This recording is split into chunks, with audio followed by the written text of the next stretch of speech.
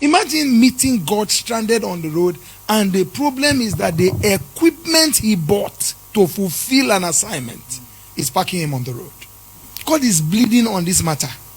For every marriage that fails, whether Christian marriage, non-Christian marriage, for every marriage that fails, is a pain to his heart that something he ordained for a purpose is not just not fulfilling the purpose, it is failing. Do you get what I mean? So it's extremely important for us to get in perspective that God takes this matter personal. When we begin to understand this, when we teach men to love, he will now realize there is an injunction of heaven, not just to whip him into a particular character, but to get him to the place where the plan of God is not truncated. Do you get what I'm saying? So it's extremely important to perceive our roles from that perspective. And that's why God is full of instruction to the husband, to the wife. Why? He wants to attain a goal. So you see, like Rev read when you come to Ephesians chapter 5. And it says to the wife, submit as unto the Lord. Because submission is actually worship. And it's not worship of the man, it's worship of the Lord. Because you see, whatever you do with marriage will reveal either obedience to the Lord or disobedience to him. At that point, forget the baby you are calling.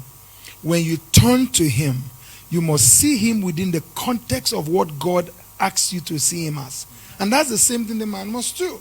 All right? So when we begin to perceive marriage from that perspective, final thing I'll say is you now realize that your weaknesses become subject to truth.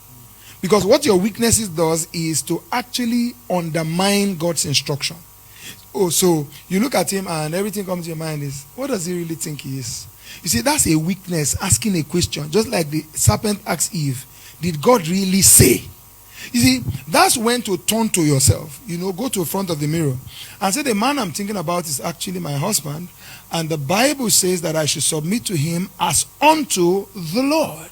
You see, when you have that kind of personal reflection, what you have done is you have corrected the disobedience and rebellion that is trying to build on your inside.